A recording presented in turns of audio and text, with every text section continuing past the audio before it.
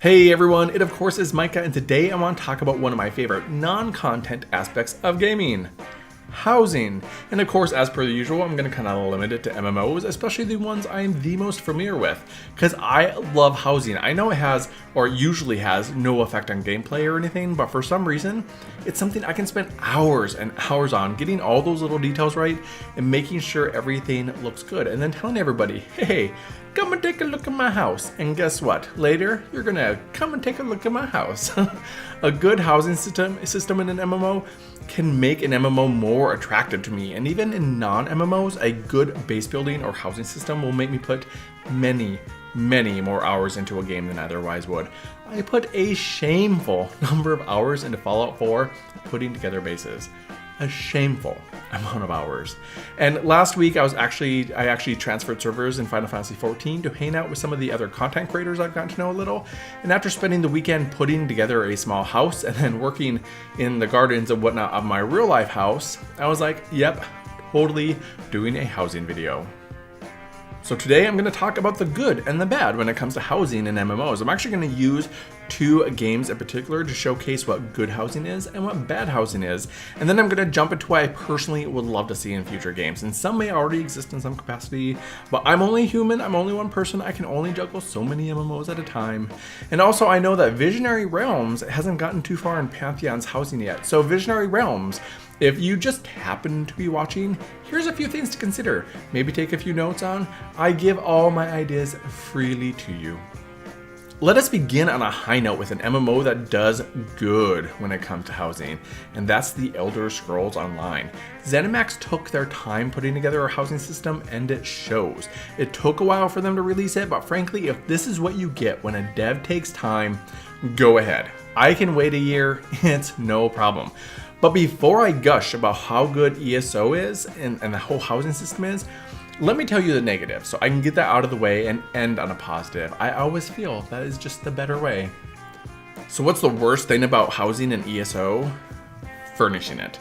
If you want to craft furniture, you need to first learn the recipe, which means you have to go around and steal from every desk, every shelf, every drawer, check every pot, every urn, every freaking nook and cranny in hopes that you happen to find a recipe, and it's annoying. Locking optional content behind optional content is infuriating. What were you thinking? And on top of that, I hate the guild store system. I honestly never use it. Just give me an auction house. I know you're trying to be different, but frankly, it's dumb. Let me craft the stuff without this flippant egg hunt, or buy it without jumping between guilds and guild vendors. I just want to make a chair, for fuck's sake. Why is it so difficult? I mean, you completely ruined all the good stuff I'm about to talk about with this. Why? But now that the negative is out of the way, let's get on to the positive. There are houses all over Tamriel that you can buy, and you can buy them all if you have the gold or the real life money. Nearly every zone has housing, and every culture has their own spin on housing. So if you like Argonian housing, for instance, for whatever reason, great. You can buy a variety of Argonian housing in various sizes. Same with the Khajiit and the Redguard and the Orc. They're all just listed under the Crown Store's housing tab. What's even better is you can preview them before you buy them by simply opening the Crown Store, selecting the house, and going to preview. And once you're there, you can switch between furnished and unfurnished versions with just a couple clicks, just in case you want to get a better feel for just how homey this home can be. And then you simply buy it, with or without the furniture, with either in-game gold or crowns. Although the crown cost can be quite steep, with some crossing the $100 real-life dollar mark, which is insane, in my opinion. But sometimes they do give houses away for free. I mean, last year, for instance, they gave away this beauty, the Grand Sijic Villa. This is, of course, my personal villa. Notice the lack of furniture. Goes back to what I was saying earlier, which sucks because I would love to deck this place out. The thing that really takes the cake here is that you can own every single house, and all of your characters have complete access to them. On top of that, the customization is amazing. If you actually do get your hands on any furniture, you can do almost anything you want with it. Lean it against a wall, hang it from the ceiling, spin it round and round. I mean, there's nearly no restrictions, and I love that. You can also let mounts and pets roam, which really adds a lot of life. Since everything's instanced, there's also no competition. It's literally open as long as you have the gold, which really shouldn't be much of an issue, as gold really isn't that difficult to obtain in this game, even without that oh-so-missed auction house. And now we move on to the communities of Final Fantasy XIV, or what I like to call housing done completely wrong. This is what you get when you rush something to appease your players and then wholeheartedly stick to a system that doesn't work and ignore all the players asking for something else. I have so little good to say about housing in Final Fantasy XIV, but I will try to end this on a positive like I always try to do. So housing in Final Fantasy XIV is not instanced. This is the first really just big bad thing about it. They were going for something different, trying to give us communities, but it just does not work. No one really interacts. The only interaction I've ever had is when an FC that owned a small plot across from my mansion decided, hey, we like this dude's house better, and started using my house. Now, this doesn't really sound like a bad thing. It sounds like this could be one of those, hey, community, building things. But they were an RP guild, and I'm not an RP player. So while I'm in my own house, I was listening to them speak in open chat, usually about anime or flipping My Little Ponies, which just made it worse, watching them jump all over my furniture or emote. And I'm already not an RP player. I've never really cared for it. I've never minded it, but I've just never been into it myself. But this guild, yeah, they kind of made me hate RP, like a lot. And the final straw was when they started to ERP in my house. And for those of you not in the know, that is erotic roleplay. So basically they were simulating adult acts by emote and open dialogue. I needless to say, was not happy. I did talk to them about it and they basically told me to flip off. So I contacted the GM and he told me just to lock my house down so no one can enter. Great. But I also had to take all the furniture out of my yard until they moved on. And when they did, I bought that house across from me on an FC I have on an alt. There's no way I'm dealing with that again. And there's a housing shortage, so you can blame that RP guild for losing at least one extra house on Sargatanas. So that's the first problem with communities. The second is this. The third is this. The fourth is this. And so on. There's nothing worse, in my opinion, well, other than randos ERPing in your house, than having to stare at this monstrosity. I know this is a Japanese game and they tend to have their own aesthetic, but boy does it suck to have to stare at when it's not yours. There's also the issue that communities just limit the amount of available housing. They have a set number of wards, and that's it. Every now and then they'll add more, but I think it's only been done twice, maybe 3 times since launch. And they've only ever added one new housing district. It's gotta be in the single-digit percentage of players who are able to obtain housing, especially since free companies, the guilds of Final Fantasy XIV, and individuals need to compete for housing. They did give us apartments, but they're just tiny. A lot of this could be solved with instance housing beside the communities. But they are bound and determined to keep the communities the only thing, no matter how often or how loudly the player base asks about instance housing. They simply just refuse to answer questions about it. But Yoshida has a knack for dancing around any serious question, even if he acknowledges that question at all. When it comes to what you can actually do in your house, that's also severely limited. Things sit one way, and all you can do is change the direction they face, basically. And if you want to put something on a table, you can only do that if that item is flagged as a tabletop item, and a lot of things just aren't.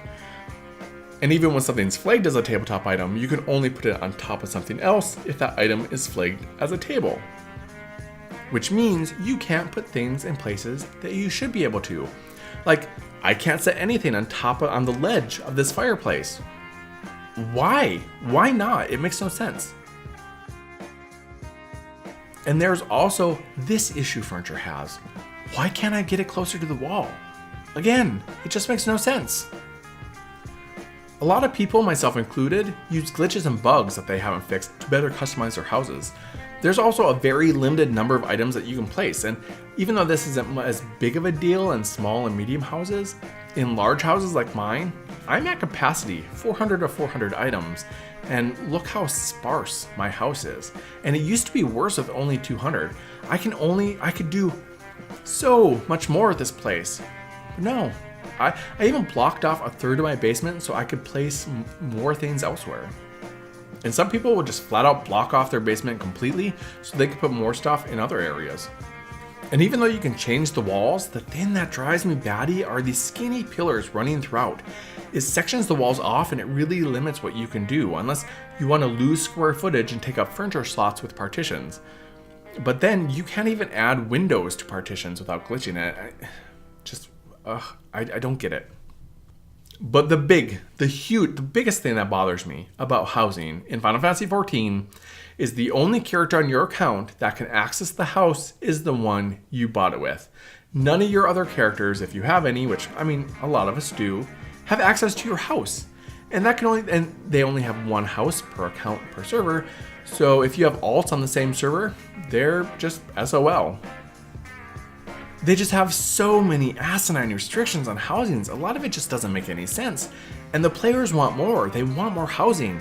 They want more customization. They want to be able to enjoy the house they have. And Square Enix just won't respond. And it just really kind of makes them look like they don't care. But I said I was going to end on a positive, so positive. Let me think just for a second.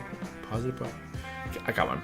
So they did lower prices. So if you can find a house that's available, big if, it's really not that expensive to buy. The prices started way super out there, like ridiculously expensive, but they brought it in and they made it really, really affordable. So there's your positive. But let's end this with what I would personally like to see when it comes to housing in an MMO. And that's something completely different for the most part from ESO and Final Fantasy XIV, because my ideal housing in MMO would of course first be instance. Thank you RP Guild, that was ERPing in my house. But instead of going in and having a prefabricated house, I would like a plot of land, and a plot of land that I could grow. Now what does this mean? I don't know if this would be possible from a development or server standpoint, but hey, it's a dream. I would like an area that grows with my character. You know, when your character's new, you just get this small little plot that's big enough maybe for a small house and maybe a garden. But as my character grew, so did this plot. Basically, I want to get more space as we meet certain criteria or obtain certain achievements. Whether the plot is surrounded by, like natural stone walls or even keep walls, if they could expand it somehow, like a rock slide happened, oh no, but hey, now I have this new area develop. Cool. That would be fantastic and encourage people to meet those milestones of their character. Even if it's just levels, I mean, it would sure just be the standard achievement or the trophy that some games give you to put in your house. This could be done on a personal or a guild level, if guild housing is a thing, which I mean normally it is. But for guilds, what would be great is once a certain whatever criteria is met, something that requires a group that needs to be done would need to be done to expand. Like maybe a mini dungeon where mobs need to be cleared away before you could utilize that area, or gatherers need to clear away stone and vegetation. I mean, that would be insanely fun. The big thing with housing though, I would love to see is a base building mechanic. Where, I mean, of course there would be prefab houses for those who just want a house and don't want to build or deal with base building. But don't just let us decorate the inside of the house. Let us build our actual house. That would be amazing, even for crafters and gatherers as well, because they would be able to provide materials and everything. Let us put down floors. Let us build walls. Let us make rooms the size and shape we want. Add corridors, add turrets, add towers, whatever. Give us freedom. I mean, it would have to, of course, be within reason, but man, it would be amazing. If nothing else, make prefabricated pieces and let us put them together the way we want.